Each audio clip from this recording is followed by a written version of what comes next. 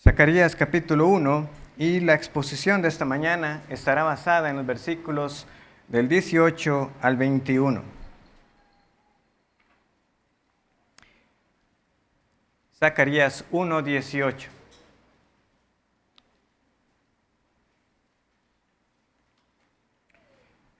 Leo para ustedes la palabra del Señor. Después alcé mis ojos y miré, y he aquí 4 cuernos. Y dije al ángel que hablaba conmigo: ¿qué son estos? Y me respondió: estos son los cuernos que dispersaron a Judá, a Israel y a Jerusalén. Me mostró luego Jehová 4 carpinteros. Y yo dije: ¿qué vienen estos a hacer? Y me respondió diciendo: aquellos son los cuernos que dispersaron a Judá, tanto que ninguno alzó su cabeza. Mas estos han venido para hacerlos temblar, para derribar los cuernos de las naciones que alzaron el cuerno sobre la tierra de Judá, para dispersarla. El libro de Zacarías inicia con una exhortación al arrepentimiento. Él le dice al pueblo: vuelvan a Jehová, no sean como sus padres. Y después de esa exhortación, procede, ¿verdad?, por varios capítulos, como vamos a ver, a relatar 8 sueños, 8 visiones que el profeta tuvo. Ahora, claro está, como vimos, estas visiones son palabra de Jehová. El versículo 7, ¿verdad?, lo describe así con mucha claridad: que en ese año segundo de Darío vino palabra de Jehová al profeta Zacarías. Y eso es lo que lo distingue, ¿verdad?, de cualquier sueño convencional, sueños que pronto olvidamos. Esta es palabra del Señor. Y aquí el profeta está entonces escribiendo para nosotros esa palabra de Dios. El primer sueño, que está abarcado de los versículos 7 al 17, nos contaba a nosotros acerca de un varón que salía entre los mirtos cabalgando un caballo rojizo. Este varón no es cualquier varón, porque luego se nos dice que es el ángel de Jehová. Y junto con él habían también otros, al menos otros 3 caballos de otros colores que también salieron a recorrer la tierra. Ahora este varón, que es también el ángel de Jehová, que es una visión, ¿verdad?, de nuestro Señor Jesucristo antes de su encarnación, es el Hijo de Dios, intercede por el pueblo, ¿verdad? En el versículo 12, que dice así: respondió el ángel de Jehová y dijo: oh Jehová de los ejércitos, ¿hasta cuándo no tendrás piedad de Jerusalén y de las ciudades de Judá, con las cuales has estado airado por espacio de 70 años? Y Jehová respondió: buenas palabras, palabras consoladoras.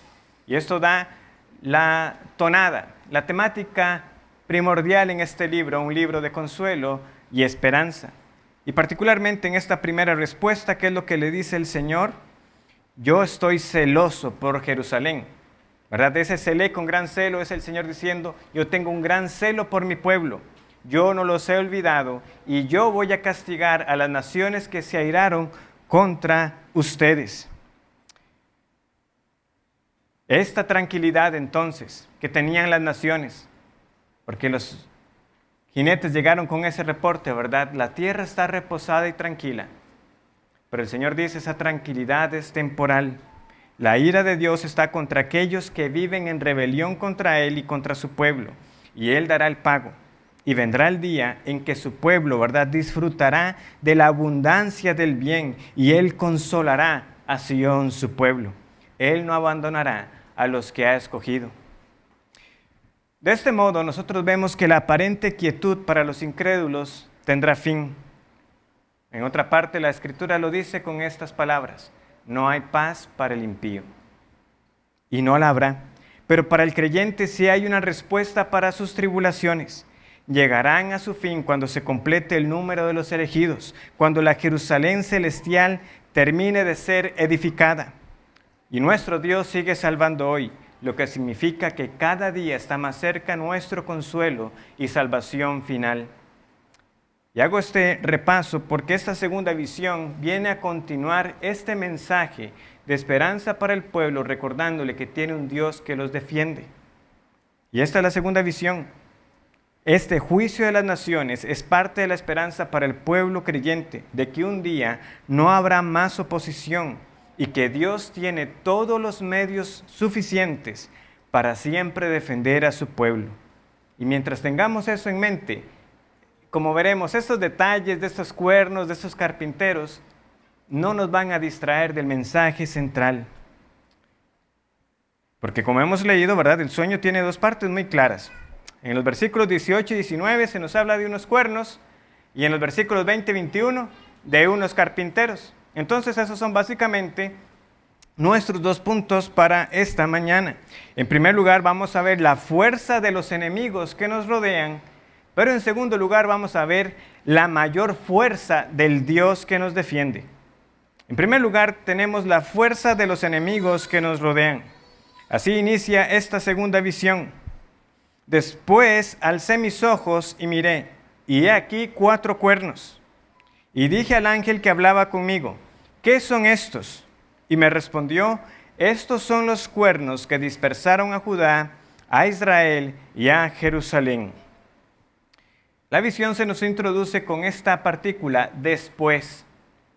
Recuerdan que entonces todas estas visiones muy posiblemente ocurrieron en una misma noche. Por eso es que vamos a estar leyendo y después miré y luego me fue mostrado, porque todo estaba ocurriendo en sucesión. Ahora, el profeta ve 4 cuernos y como en el sueño anterior hay un ángel interpretador que le ayuda al profeta a comprender mejor el mensaje. Porque él hace la pregunta, ahora, él ve los cuernos, pero le pregunta al ángel, ¿qué son estos? Ahora, esa pregunta es importante porque los cuernos eran sumamente conocidos para ellos. Recuerden, estamos hablando de una sociedad agrícola que criaba animales, algunos de ellos siendo pastores de ovejas, de carneros, de cabras. Y el cuerno venía a representar fuerza o poder.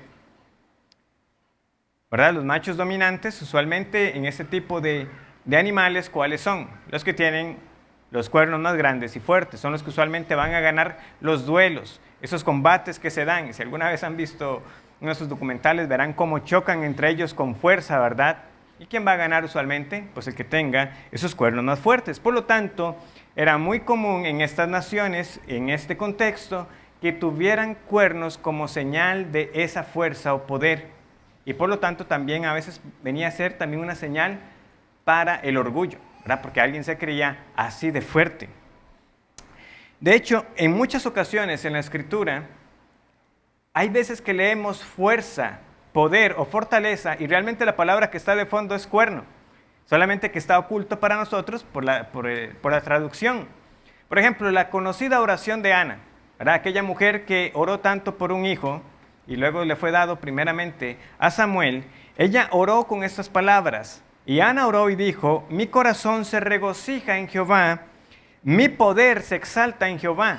Mi cuerno, literalmente lo que está ella diciendo, mi cuerno se exalta en Jehová, mi boca se ensanchó sobre mis enemigos, por cuanto me alegré en tu salvación.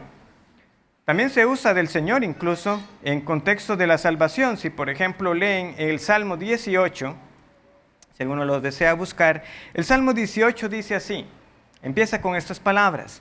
Te amo, oh Jehová, fortaleza mía, Jehová, roca mía y castillo mío, mi libertador, Dios mío, fortaleza mía, en él confiaré, mi escudo y la fuerza, y el cuerno de mi salvación, mi alto refugio. Entonces, en estos casos que les acabo de mostrar, claramente el cuerno tiene un sentido favorable. Es hasta empleado, ¿verdad?, respecto a Dios. Dios es el cuerno de mi salvación. Una expresión que para nosotros ahora no sería un poco extraña, porque estamos acostumbrados a leerlo ya interpretado. Un cuerno es señal de poder. Pero aquí por eso Zacarías debe preguntar. Él tiene claro, estos cuernos deben de estar señalando el poder o la fuerza de algo o de alguien. Y hace la pregunta al ángel, ¿pero qué son estos cuernos? Yo sé que son señal de fuerza y poder, pero ¿de quiénes? Por eso entonces el ángel debe responderle, estos cuernos son los que dispersaron a Judá. Entonces aquí tenemos la interpretación para nosotros. Estos cuernos en este caso están señalando a naciones poderosas, naciones que siempre estuvieron invadiendo, atacando o dispersando a Judá repetidamente. Y noten, ¿verdad?, que no solamente dispersó a Judá, sino también a quién, a Israel y a Jerusalén. Y esa expresión también debemos prestarle atención, porque quien está hablando aquí, ¿verdad?, Zacarías, narrándonos esto, está hablando ya después del exilio. O sea, hace siglos que ya el pueblo había sido dividido en dos reinos, Israel al norte, ¿verdad?, y Judá al sur. Esto entonces nos llama la atención, ¿verdad?, cómo usualmente los profetas, porque no es Zacarías el único que lo hace, mencionan a Israel, haciéndonos ver que el Señor siempre tenía presente un pueblo. Aunque a la vista humana estaban dispersos, aunque a los ojos humanos, ¿verdad?, ellos eran apenas un pequeño grupo remanente de lo que llegaron a ser en años anteriores, el Señor lo que tiene es un pueblo.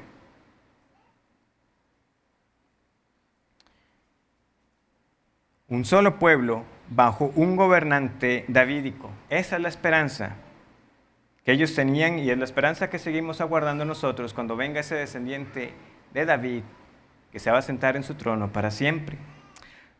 Pero la cuestión que se suscita, y es aquí donde, como les digo, esta es la parte más clara. Estos cuernos son naciones poderosas que invadieron, atacaron a Judá. Pero hay quienes se han hecho la pregunta, ¿y cuáles naciones pudieran ser estas? ¿Cuáles naciones son estas que atacaron a Judá? Estas 4 naciones, si las queremos tomar entonces literalmente como 4 naciones particulares que le fueron mostradas a Zacarías. Por un lado, ¿verdad?, nosotros sabemos que los asirios invadieron y atacaron a Israel, ¿verdad?, precisamente a su capital Samaria, y se los llevaron. Y lo mismo hicieron los babilonios con Judá y Jerusalén. Entonces ahí tenemos Asiria y Babilonia. ¿Quiénes pudieran ser las otras 2? Pudieran ser los persas, quienes eran, quien era el gobierno, ¿verdad?, en ese momento, el imperio dominante. Y más adelante pudiera ser ese cuarto cuerno, los griegos. Es una opción que algunos a veces lo han querido ver así, porque los griegos luego conquistaron a los persas. Otros, en cambio, relacionan el hecho de que tenemos 4 cuernos, 4 naciones, con las 4 bestias de Daniel o las 4 partes de la figura que le fue mostrada a Nabucodonosor. Haciendo un breve repaso, recuerdan que había una cabeza de oro, un pecho de plata, unos muslos de bronce y finalmente unos pies de hierro. Y la identificación tradicional que tenemos es, ¿verdad?, la cabeza de oro con Babilonia, el reino inferior de plata, precisamente con los persas, el bronce con los griegos y el hierro finalmente con los romanos, o el imperio romano.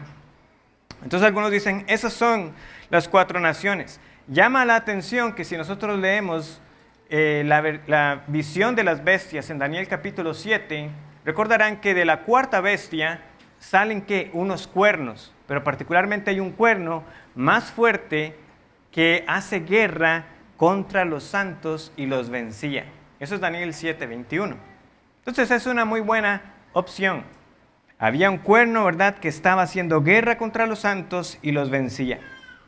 Ahora bien, realmente los enemigos de Judá y Jerusalén fueron más que estas 4 naciones que he citado en cualquiera de los 2 grupos que queramos hacer, Asiria, Babilonia, Persia o Grecia, o Babilonia, Persia, Grecia y Roma.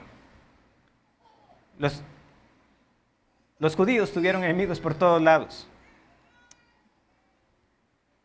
Por lo tanto, una tercera opción, por la que más me inclino, es que nosotros estamos viendo 4 cuernos de manera simbólica para representar la oposición que ellos tienen por todas partes. Es decir, estos 4 cuernos están ubicados, aunque no se nos dice explícitamente, están ubicados en los 4 puntos cardinales principales, al norte, al sur, al este y al oeste. Y esto se los digo porque, por ejemplo, en Zacarías 2:6 también se nos habla de 4, pero en este caso se nos habla de ¿qué? De los 4 vientos de los cielos.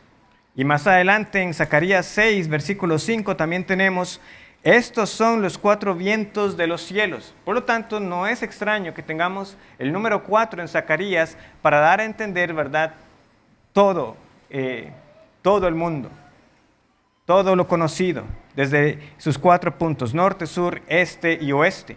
Y particularmente en Apocalipsis 7:1, también a Juan se le mostró a 4 ángeles en pie sobre los 4 ángulos de la tierra que detenían los 4 vientos de la tierra. 4 ángeles en los 4 ángulos deteniendo los 4 vientos de la tierra. Recordemos que Zacarías, ¿verdad?, es una gran fuente de material para el libro de Apocalipsis. Además, otros profetas como Amós y Sofonías también tienen sus mensajes ilustrando cómo al norte, al sur, al este y al oeste ellos estaban rodeados completamente, constantemente, y que por eso tenían aquellos que los invadían, aquellos que se alegraban cuando les iban mal y aquellos que finalmente sí los conquistaron. Por ejemplo, estaba el asirio, el caldeo y los samaritanos al norte, estaba Egipto y Arabia al sur, los filisteos al oeste, Amón y Moab en el este. Y en Sofonías capítulo 2 vimos una profecía al respecto también, cómo esa ubicación era para hacerlos ver, ustedes están acechados por todos lados. Y yo creo que es una buena opción que lo entendamos mejor de esta manera, porque el ángel no le dio identidad a las naciones, solamente le dijo, ¿qué son estos? Son naciones. Son naciones que han dispersado a Judá, son los que han afligido a los hijos de Dios. Es para recordarnos a nosotros que ha habido oposición y la seguirá habiendo. Y su meta, como se nos dice aquí, es querer vencer al pueblo de Dios por completo. Ellos quieren dispersarlo, ellos quieren destruirlo. Entonces, habiendo dicho esto, la realidad de esta oposición furiosa y fuerte contra el pueblo de Dios es lo que nosotros no debemos olvidar. Ya nuestros enemigos, por supuesto, no son los persas o los griegos o los romanos. Y ciertamente aquellos que no están en Cristo, ¿son qué? Son hijos de ira, hijos del diablo como lo fuimos nosotros antes de que el Señor nos salvara. Pero la Escritura es clara en el Nuevo Testamento para poner nuestra mirada apropiadamente en dónde está esta lucha. No es contra sangre y carne, sino contra los principados, contra las potestades, contra las huestes celestiales que se levantan. Es una lucha contra los poderes de este mundo de tinieblas, como leemos en Efesios. Y nosotros entonces, hermanos, tenemos una lucha diaria contra el mundo, entendiendo el mundo como ese sistema que se opone a Dios, y tenemos una lucha contra todo lo que hay en este mundo. ¿Y qué es lo que hay en este mundo? Este versículo tan conocido de Primera de Juan, capítulo 2, versículo 16, tenemos nosotros, ¿verdad?, la vanagloria de la vida, los deseos de la carne, los deseos de los ojos. Y recientemente leíamos ahora en esta primera carta de Pedro que nosotros tenemos, ¿verdad?, esta lucha contra los deseos de la carne que batallan contra nosotros.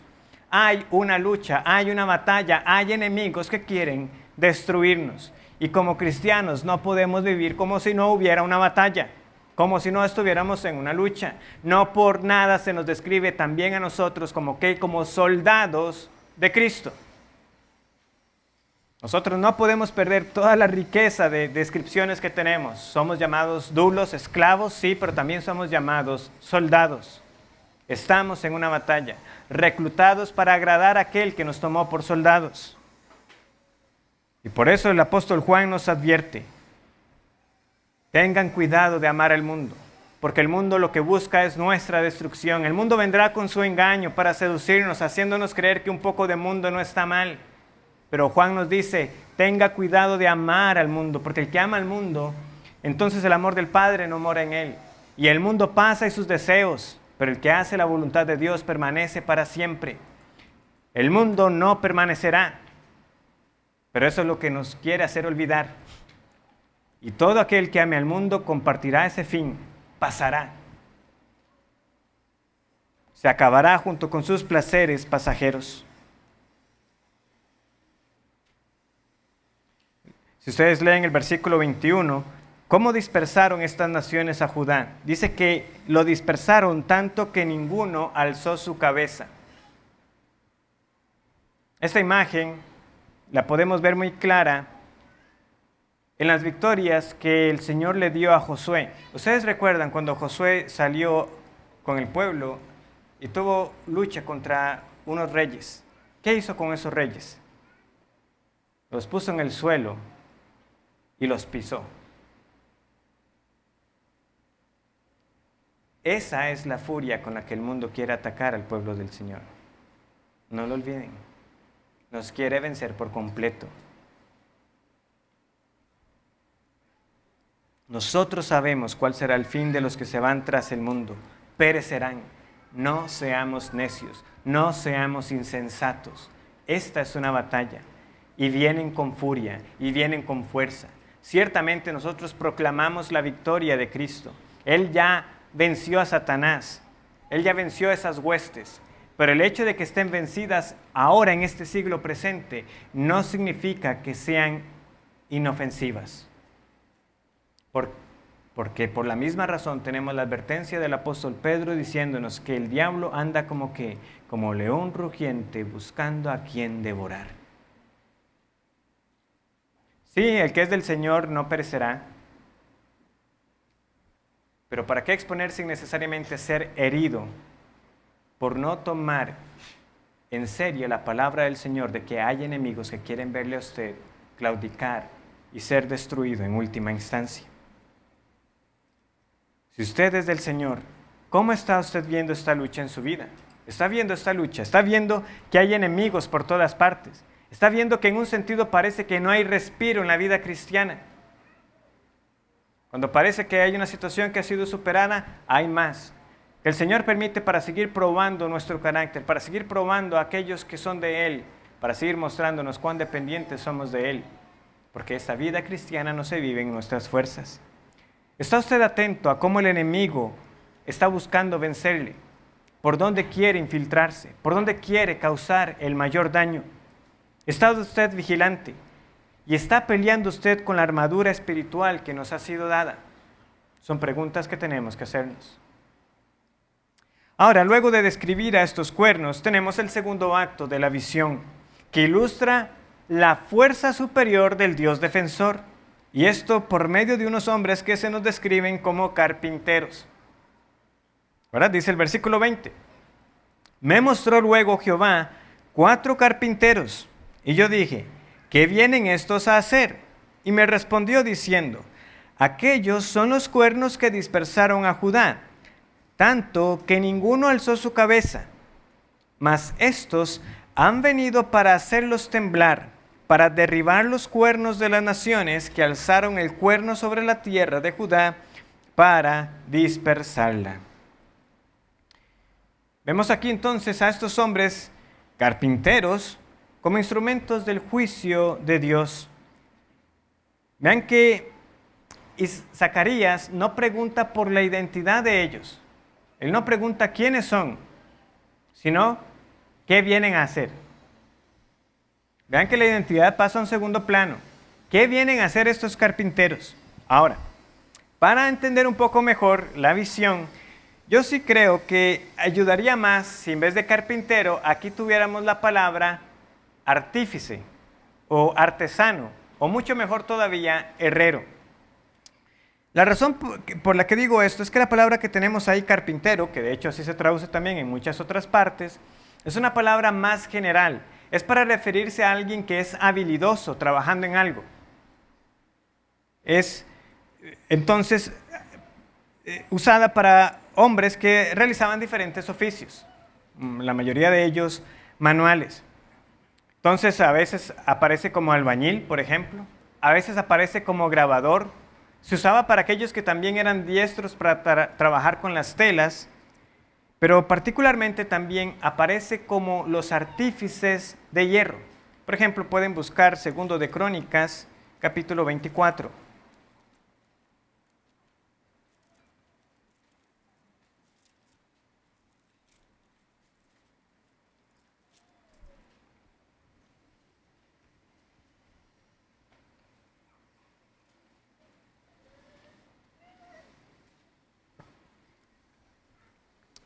En 2 de Crónicas 24, versículo 12, leemos que el rey y joyada lo daban a los que hacían el trabajo del servicio de la casa de Jehová, y tomaban canteros y carpinteros que reparasen la casa de Jehová, pero aquí ahora aparece la palabra que tenemos en Zacarías, y artífices en hierro y bronce para componer la casa. Es también la palabra que se usa en otro momento de los relatos bíblicos, en los días de Saúl y de David. Ustedes han leído esa parte, o creo que deberían reconocer que hay un momento particular, ¿verdad? Que está Saúl y Jonatán, su hijo, preparándose para batallar contra los filisteos, pero hay un comentario ahí que se nos indica muy particular. Se nos dice que solo Saúl y Jonatán tenían espada y lanza. ¿Por qué? Porque no había herrero en la tierra de Israel. No había. Y entonces, ¿qué tenían que hacer ellos? Tenían que bajar a los filisteos para afilar sus herramientas y sus espadas y sus lanzas. Claro, si usted es el enemigo, usted no le va a afilar las espadas y las lanzas al otro pueblo. Eventualmente se quedaron sin armas con las cuales luchar. Pero el punto ahorita es, no había herrero. O sea, entonces podemos entender la palabra como un herrero. ¿Y por qué es que yo estoy sugiriendo que tengamos en nuestra mente más aquel que trabaja con metal y con hierro que el que trabaja con madera, que es la palabra que nos viene a la mente con un carpintero? Porque estos cuernos, como símbolo de fuerza, a veces se mandaban a fabricar de hierro precisamente. De hecho, si vamos unas páginas atrás de Zacarías, en Miqueas capítulo 4, versículo 13, hay una profecía favorable para el pueblo de Israel. Esta es una profecía buena que se dice respecto a Judá, pero vean cómo se describe a Judá en esa victoria futura. Levántate y trilla, Miqueas 4:13. Levántate y trilla, hija de Sión, porque haré tu cuerno como de hierro y tus uñas de bronce o pezuñas de bronce, y desmenuzarás a muchos pueblos y consagrarás a Jehová su botín y sus riquezas al Señor de toda la tierra. Entonces, una profecía favorable. Aquí el Señor está diciendo, yo voy a hacer a mi pueblo como un cuerno, y no cualquier cuerno, como un cuerno de hierro, con fuerza y poder para ganar. Y el resultado de esa victoria será para la gloria de Dios. Otro caso donde tenemos cuernos de hierro es en este cuadro que inevitablemente siempre me causa algo de gracia, aunque lo que sucede es bastante trágico para el rey. Y es este profeta falso, Sedequías, hijo de Kenana. Ahora están el montón de profetas falsos. Vamos acá, vas a ganar, vas a tener la victoria. Y está, ¿verdad?, el rey de Judá también con él. Y no hay un profeta verdadero al que podamos consultar. O sea, eso se veía tan sospechoso, tantos profetas diciéndole que iban a ganar. Y entre todos esos profetas falsos sale este Sedequías. ¿Y con qué salió? Con unos cuernos de hierro, diciendo, con estos vas a cornear a tus enemigos. Entonces ven cómo era usual que se tuvieran a disposición estos cuernos de hierro. Así le dijo él, así ha dicho Jehová, con estos acornearás a los sirios hasta acabarlos. Y todos los profetas profetizaban de la misma manera, diciendo, sube a Ramot de Galaad y serás prosperado, porque Jehová la entregará en mano del rey. Por eso aquí, estos herreros, es mejor y más apropiado verlos así. ¿Por qué? Porque son precisamente los que vienen a desmenuzar esos cuernos de las naciones. Son los que vienen con sus mazos y con sus instrumentos de fundición para despedazarlos. El Señor dice, sí son fuertes, pero yo voy a enviar a otros más fuertes. Yo enviaré a herreros que los despedazarán. El Señor emplea los recursos necesarios para asegurar la victoria. Y así será en cada caso. Eran 4 naciones, Él envió 4 herreros. No hay escasez de recursos para nuestro Señor. Para cada enemigo que se levanta, el Señor tendrá su herrero a disposición. Y vean que esos herreros, como les dije, no se identifican. Podían ser otras naciones. Sí, a veces el Señor levantó otras naciones para castigar a otros pueblos. Pero en otros casos el Señor no necesitó otras naciones. Él mismo salió como el defensor de su pueblo. El ángel de Jehová derrotando a los asirios. Él mismo poniendo a un pueblo en contra, que cuando llegaban los israelitas y decían, pero vamos a recoger simplemente ya los despojos de la victoria. No era necesario para ellos pelear y otras veces sí tuvieron que pelear, pero la victoria se las dio el Señor. Por eso hay que ver aquí la diversidad de maneras en las que el Señor puede dar la victoria a su pueblo sin importar la fuerza del enemigo que se levante. Él tiene herreros a su disposición para pelear por nosotros. Por supuesto, en el fondo es Dios peleando siempre por nosotros, defendiéndonos. Cualquiera que sea la nación, por más fuerte que sea ese cuerno, habrá un herrero más poderoso de parte de nuestro Señor. Por cierto, el relato de Acab es más que apropiado, no solo por el hecho de que Sedequías tenía esos cuernos de hierro en su falsa profecía. Es que nosotros sabemos muy bien lo que pasó al final. ¿Qué le pasó a Acab? Una aparente flecha al azar lo venció. Fue realidad lo que dijo el profeta de verdad. Y Acab murió. Su cuerno fue quebrado. Su orgullo fue quebrantado ese día. Y como Acab, todos estos cuernos de hierro de las naciones no podrán resistir el juicio ineludible de Dios. No lo han resistido antes y no lo resistirán en el futuro. Así es como va a pasar con todas las naciones que están en enemistad contra Dios. Pero yo no quiero que solamente piensen en naciones como algo lejano. No es que solamente el Señor le dice a naciones como Moab, yo voy a cortar tu cuerno, como se lo dice en Jeremías 28-25. Cortado es el poder, el cuerno de Moab. Es que el Señor también se lo dice a los pecadores, a nosotros como sujetos individuales. Busquen conmigo, por favor, el Salmo 75. El Salmo 75.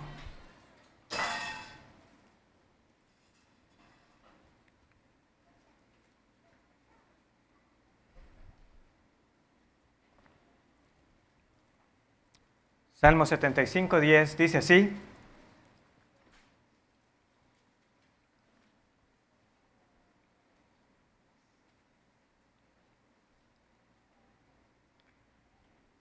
quebrantaré todo el poderío de los pecadores. Adivinen cuál es la palabra para poderío.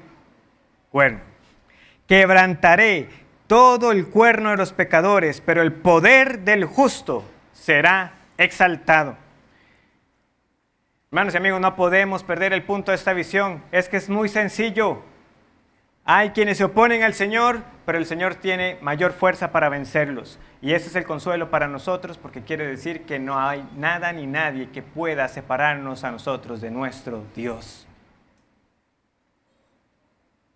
Como dice un autor, en la segunda visión nocturna, el asunto interpretativo principal, ¿verdad?, en lo que algunos se han centrado, ha sido la identidad de los 4 cuernos y de los 4 artesanos.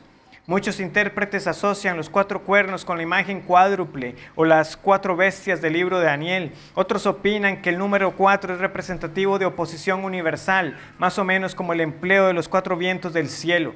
Si bien los detalles pueden resultar difíciles, el punto de esta visión nocturna es razonablemente claro. Cualquiera que sea la oposición dirigida contra el pueblo de Dios será aplastada. Lo repito, cualquiera que sea la oposición dirigida contra el pueblo de Dios será aplastada. Recuerde eso y usted ha entendido esta visión. Así como en Daniel, la identidad de los reinos no es el punto principal. ¿Cuál es el punto principal en ese sueño que tuvo Nabucodonosor? Que se iba a levantar otro reino, que iba a ser para siempre. Los demás reinos son temporales, van a pasar. Aquí tampoco debemos desvelarnos tantos por la identidad de estos 4 cuernos, porque al final sabemos lo que pasa con cualquiera que sea. Son vencidos, son derrotados, lo que significa que al final solo permanecerá el reino de Dios. Ellos serán vencidos y solo reinará Jehová, nuestro Dios. Su reino no tendrá fin ni oposición. El Dios que prometió a Abraham que en él serían benditas todas las naciones, también fue el que le dijo a Abraham desde aquel entonces que él maldeciría a todos los que maldijeran a los descendientes de la promesa. Y castigo hay para todos los que se oponen a la iglesia. Castigo vendrá para todos los que se rebelan contra Dios y buscan el mal de los creyentes. No pasemos por alto lo que hicieron estos artífices, estos artesanos. ¿Qué hicieron ellos? ¿Verdad? Ciertamente, ellos vinieron con tal furia que hicieron que en Judá ninguno alzara su cabeza. Pero vean lo que dice el versículo 21. Pero estos han venido ¿para qué? Para hacerlos temblar. Estos artesanos vienen con una fuerza para hacer temblar a las naciones, para derribar los cuernos de las naciones. Cayó Egipto, cayó Asiria, cayó Babilonia, cayó Persia, cayó Grecia. La fuerza del Señor es mucho mayor. Aun si todas las naciones se unieran contra el Señor, ya sabemos cuál es su fin. Serán vencidas. Eso es lo que nos recuerda también el conocido Salmo 2, si alguno desea buscarlo. Inicia así el Salmo 2. ¿Por qué se amotinan, verdad? ¿Por qué se aglomeran las gentes y los pueblos piensan cosas vanas? Se levantarán los reyes de la tierra y príncipes consultarán unidos contra Jehová y contra su ungido, diciendo: rompamos sus ligaduras y echemos de nosotros sus cuerdas. El que mora en los cielos se reirá. El Señor se burlará de ellos. Luego hablará a ellos en su furor y los turbará con su ira. Pero yo he puesto mi rey sobre Sión, mi santo monte. Yo publicaré el decreto. Jehová me ha dicho: mi hijo eres tú, yo te engendré hoy. Aquí tenemos a las naciones uniéndose, tratando de ponerse de acuerdo. Si todos juntos, quizás lo logramos, le ganamos a Dios. No, ¿qué sucede? Versículo 8. Pídeme y te daré por herencia las naciones y como posesión tuya los confines de la tierra. Los quebrantarás con vara de hierro, como vasija de alfarero los desmenuzarás. El Señor entonces nos dice también por medio de esta profecía que las naciones que han sido vencidas antes por medio de sus artesanos, de sus herreros, venían con el propósito de hacer temblar las naciones, porque el Señor trae tales juicios. El asunto que debemos considerar es: ¿ha temblado usted ante la realidad del juicio de Dios? Han venido para hacer temblar. Y aquí tenemos una advertencia muy clara para todos aquellos que neciamente se creen la mentira de que si se unen podrán contra el Señor. Usted será desmenuzado al final. Con ello quiero entonces concluir con dos pensamientos acerca de esta victoria segura de nuestro Señor. En primer lugar, dado que esta victoria es segura, el día para rendirse y para estar en paz con Dios es hoy, no mañana. Hoy es el día para claudicar en esta necia obstinación de no rendirse ante lo que Dios ha dicho en su palabra. Hoy es el día para que usted admita amonestación, como también dice el Salmo aquí. Sea prudente, reciba la amonestación, arrepiéntase de sus pecados. Deje la necedad de pelear contra Dios, deje la necedad de pensar de que haciendo las cosas a su manera le irá bien al final. No le irá bien.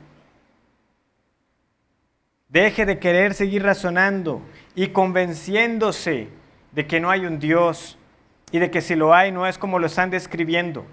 Usted podrá vivir en rebelión, pero por más fuerte que sea, nunca será más fuerte que Dios. Usted no podrá con la fuerza del Señor y su aparente tranquilidad, su aparente reposo, su aparente quietud tendrá un final abrupto. Porque cuando menos lo piense vendrá ese mazo para despedazar. Su aparente tranquilidad se convertirá en miseria y calamidad. Tiemble. Tiemble hoy ante la realidad del juicio para que no tiemble por la eternidad. La iglesia sigue en pie y esto lo debe hacer ver de que precisamente son inútiles las causas contra la iglesia. No han podido. No han podido las naciones apagar la proclamación del mensaje del Evangelio. No han podido por completo apagar a la iglesia, porque es la iglesia más bien la que va a la ofensiva. Las puertas del Hades no prevalecerán. ¿Han habido épocas oscuras? Sí, ha habido época que es difícil ver dónde está la iglesia de Dios, pero sigue en pie porque el Señor pelea por ella.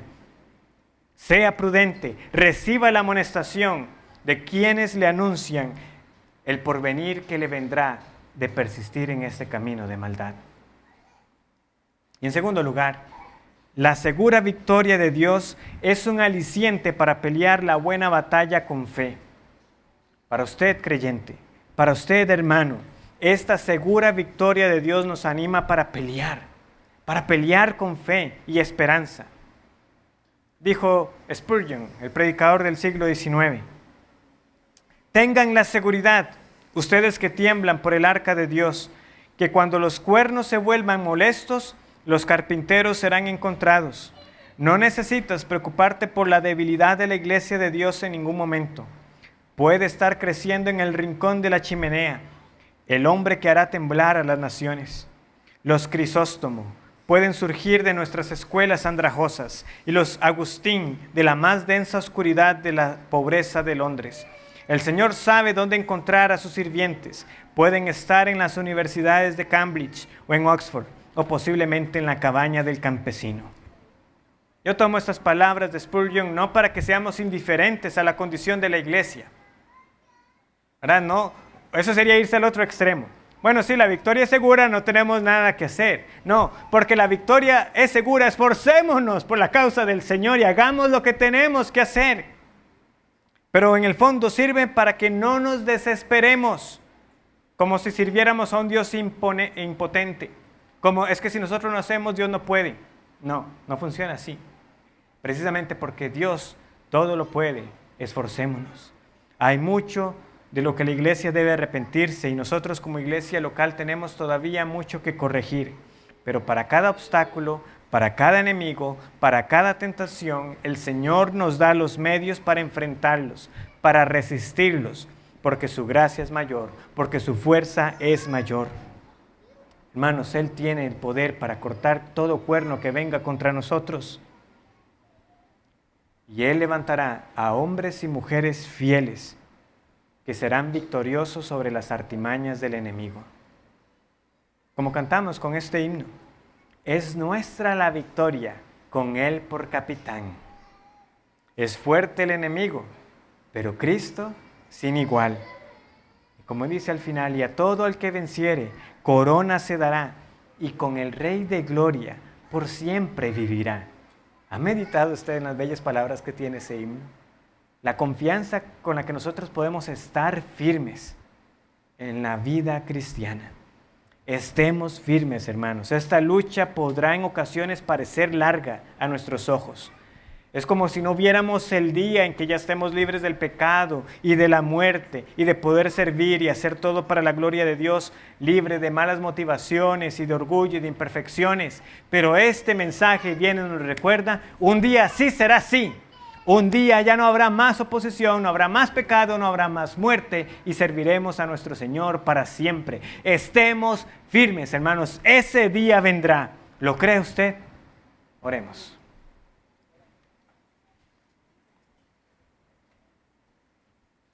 Gracias, Señor, por tu palabra.